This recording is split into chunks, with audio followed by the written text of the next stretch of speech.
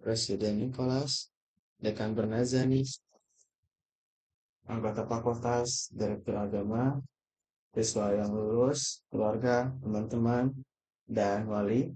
Hal ini merupakan kehormatan besar bagi saya untuk berbicara sekarang. Dalam beberapa menit ke depan saya berbagi dengan Anda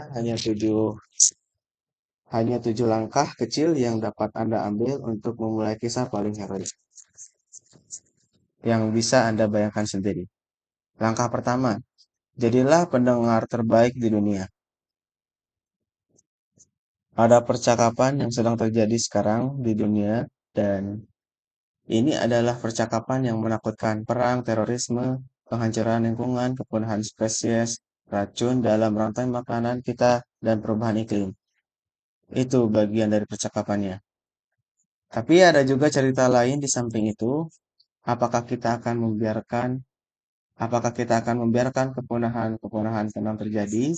Apakah bisa kita bersama membuat cerita untuk dunia yang lebih damai, berkelanjutan, lebih sehat, dan menyenangkan?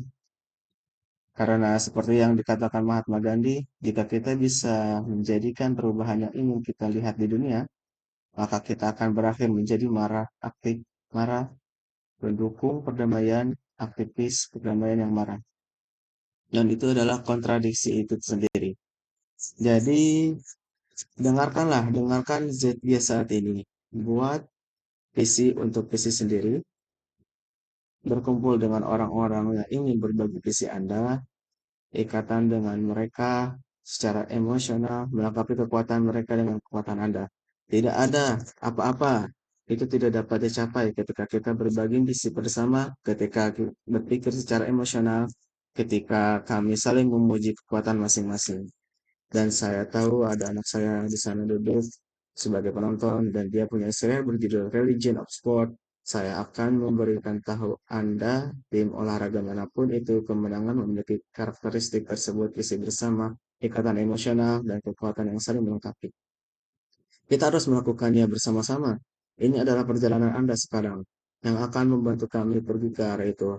Yang lebih penting, yang lebih penting lagi, jadilah otentik, memiliki integritas, bertanggung jawab atas kesehatan dan kesehatan Anda, dan sukacita orang lain.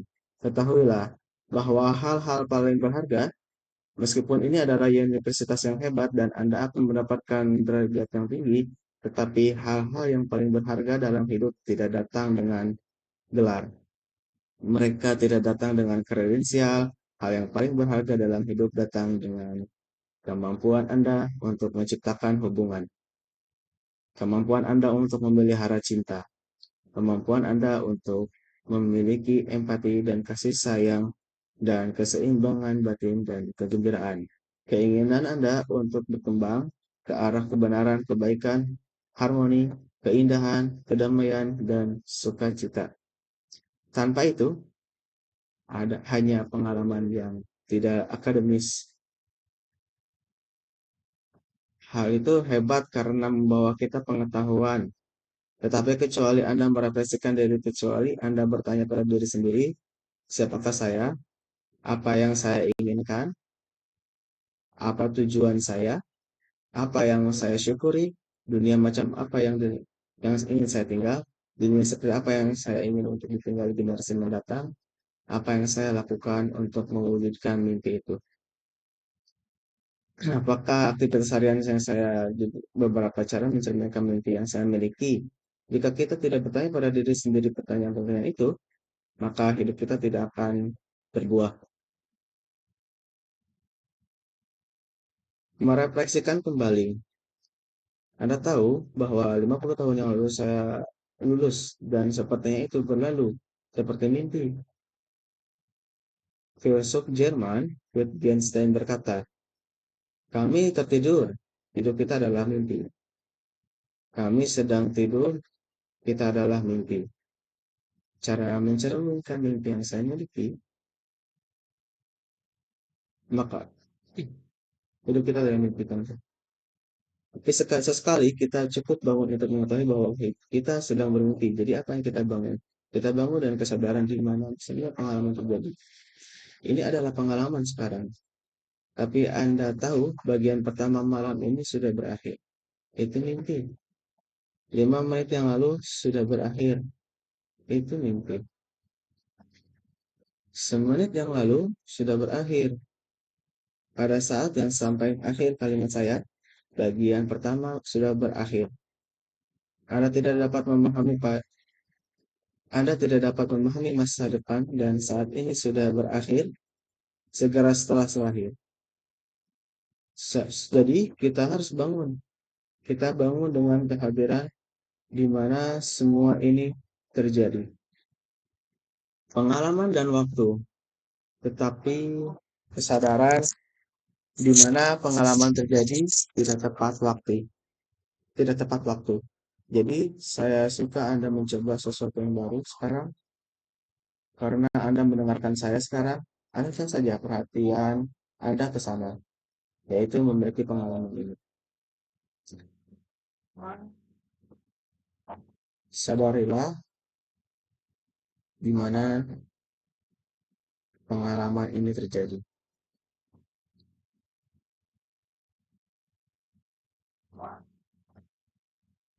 Kesadaran itu adalah satu-satunya hal yang nyata di dunia ini. Segala sesuatu yang lain muncul dan mereda di setiap saat, pada setiap saat waktu.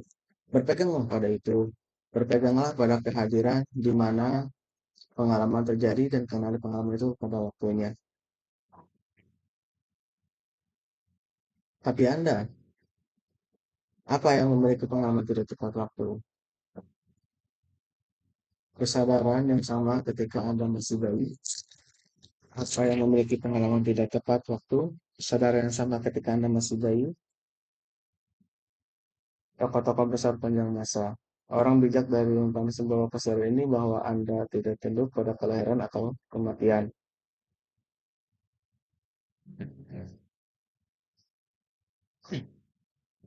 Sri Krishna dalam Bhagavad Gita berkata, air tidak dapat membasahinya, angin tidak bisa mengeringkannya, senjata tidak bisa menghancurkannya, api bisa membakarnya. Anda adalah itu, semua ini adalah itu. Ketika itu saja. Jadi tanpa kesadaran diri itu, hidup bisa berlalu sebagai mimpi. Tetapi untuk itu adalah tujuan hidup kita.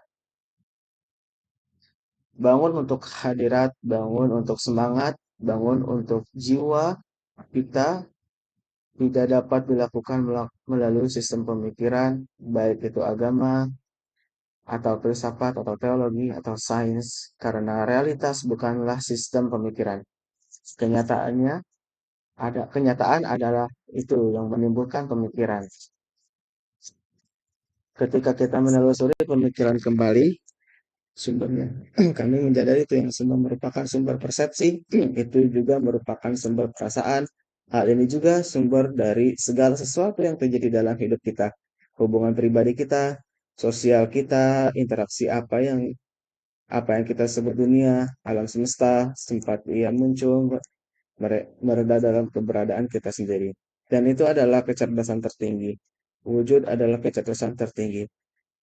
Perasaan datang setelah itu. Merasa bahwa kita menyebutnya cinta, welas asih, sukacita, keseimbangan batin. Kemudian berpikir, tetapi bukan berpikir dogmatis, tetapi menjalani pertanyaan, dan jika kita hidup, pertanyaan dan kehidupan menggerakkan kita ke dalam jawaban. Dan akhirnya, yang terakhir adalah melakukan. Kita hidup dalam masyarakat saat ini di mana setiap orang melakukan bandel refleks terkondisi dan saraf terus-menerus dipicu oleh orang-orang keadaan menjadi hasil yang dapat diprediksi. Kami algoritma, kita adalah robot biologis karena kita belum bangun untuk apa yang di dalamnya semua pengalaman terjadi. Jadi saya akan tutup sekarang. Mau jangan lupa bahwa bahasa Tuhan adalah keheningan. Dan segala sesuatu yang lain, apakah adakah terjemahan yang buruk? Terima kasih.